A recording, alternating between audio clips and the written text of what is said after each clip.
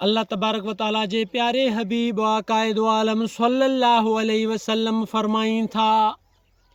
छा फरमाइन था, ओ मुंहिंजा प्यारा दोस्तो, ओ मुंहिंजा प्यारा भाइरो, ओ मुंहिंजा प्यारा अज़ीज़ो, अल्लाह तबारक व ताला जो प्यारो हबीब, सोणो हबीब, तुंहिंजो मुंहिंजो प्यारो नबी हज़रत मोहम्मद मुस्तफ़ा सल्लल्लाहु अलैहि वसल्लम फरमाइन था, जंहिंखे जन्नत में वञिणो आहे, जंहिंखे जन्नत में वञिणो आहे, हुन जे लाइ हिकिड़ो आसान नुस्ख़ो ॿुधाइनि था। ऐं यादि कयो तव्हां मुंहिंजा प्यारा दोस्तो, असां ऐं तव्हां हमेशह दुआ घुरंदा आहियूं न त अल्लाह तबारक व ताला असांजे वालिद खे जन्नत में जॻह अता फ़रमाए, असांजे जेके अज़ीज़ वक़ारिब आहिनि दुनिया मां हलिया विया आहिनि, लाॾाणो करी विया आहिनि, अल्लाह ताला उन्हनि जी मग़फ़िरत फ़रमाए, अल्लाह ताला उन्हनि जा दर्जात बुलंद फ़रमाए। ऐं वरी पंहिंजे लाइ बि दुआ कंदा आहियूं, अल्लाह तबारक व ताला असांखे जन्नत अता फ़रमाए, जन्नत में आला मक़ाम अता फ़रमाए। वरी पंहिंजे बचड़नि जे लाइ बि दुआ कयूं था त अल्लाह असांजे बचड़नि ते करम फरमा, रब साईं असांजे अज़ीज़ अकारिबनि ते करम फरमा, रब साईं असांजे वालिदैन ते करम फरमा। तव्हां असां सभिनीनि खे ख़बर आहे, जेॾी महिल बि हथड़ा खणंदा आहियूं दुआ लाइ त असां इहे दुआऊं घुरंदा आहियूं। पर मुंहिंजा सुहिणा प्यारा दोस्त, मुंहिंजा सुहिणा प्यारा भेण भाउ, मुंहिंजा प्यारा दोस्त, मुंहिंजे सुहिणे नबीअ ते कलमो पढ़ण वारा प्यारा भाउ, अल्लाह तबारक व ताला जो हबीब रहमतल लिल आलमीन सल्लल्लाहु अलैहि वसल्लम बुखारी शरीफ़ जी हदीस में, बुखारी शरीफ़ जी हदीस में लिखल आहे, तुंहिंजो मुंहिंजो सुहिणो नबी, तुंहिंजो मुंहिंजो प्यारो नबी, तुंहिंजो मुंहिंजो दिलबर नबी फरमाइनि था, अगरि जेको जन्नत में वञणु चाहे थो, जंहिंखे जन्नत में वञण जी ज़रूरत आहे, जेको जन्नत में चाहे थो त मां वञा,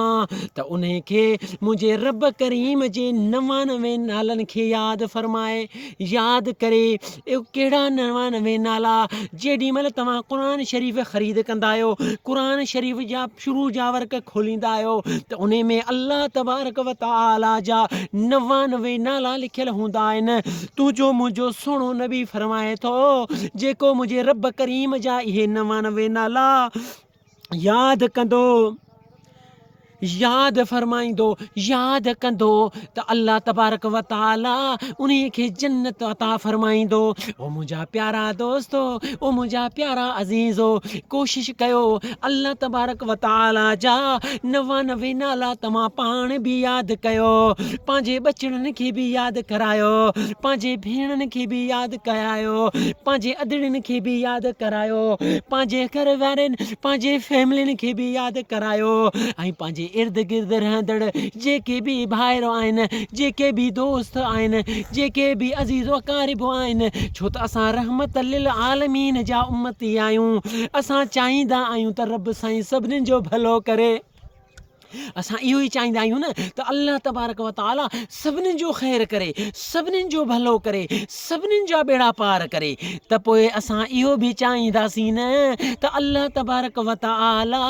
सभिनीनि खे जन्नत में आला मक़ाम अता फ़रमाए, त पोइ उन्हनि सभिनीनि खे पंहिंजे सुहिणे नबीअ जे हिन नुस्ख़े खे ॿुधाइणो आहे। हीअ हदीस बुखारी शरीफ़ जी हदीस आहे, सही सनद सां मौजूदु आहे। बाबे तौहीद मां मूं हीअ हदीस खणियो आहे। मुंहिंजा सुहिणा, तुंहिंजो सुहिणो नबी, मुंहिंजो प्यारो नबी, आमिना जो लाल नबी हज़रत मोहम्मद रसूलुल्लाह सल्लल्लाहु अलैहि वसल्लम फरमाइनि था, जेको अल्लाह ताला जे 99 नालनि खे यादि कंदो,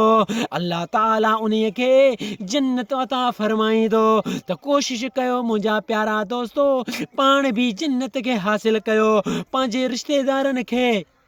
पंहिंजे अज़ीज़नि खे, पंहिंजे पाड़े वारनि खे पाण सां जी मोहबत कयो था। मदीने वारे जे सभु उम्मतिन सां ई मोहबत करे इहा पैगाम उन सभिनीनि ताणी पहुचायो, ताकी सभई अल्लाह ताला जा 99 नाला यादि कनि ऐं जन्नत जा हक़दार बणिजी वञनि। दुआ कयो मुंहिंजा प्यारा दोस्तो, अल्लाह तबारक व ताला तव्हां ऐं असां सभिनीनि खे हक़ ऐं सच बयान करण जी तौफ़ीक़ अता फ़रमाए। दुआ कयो मुंहिंजा प्यारा दिलबरो, अल्लाह तबारक व ताला तव्हां ऐं असां सभिनीनि खे क़ुर शरीफ़ पढ़णु अने उन जे तर्जमा खे पढ़णु ऐं सम्झणु ऐं उन जे मुताबिक़ ज़िंदगी गुज़ारण जी तौफ़ीक़ अता फ़रमाए। दुआ कयो त अल्लाह तबारक व ताला तव्हां ऐं असां सभिनीनि खे मदीने वारे साईं जे फ़रमान, जिन्हनि खे असां हदीस शरीफ़ चवंदा आहियूं, उहे हदीस शरीफ़ूं पढ़ी करे उन जे तर्जमनि खे पढ़ी करे उन्हनि खे सम्झी करे उन्हनि जे मुताबिक़ ज़िंदगी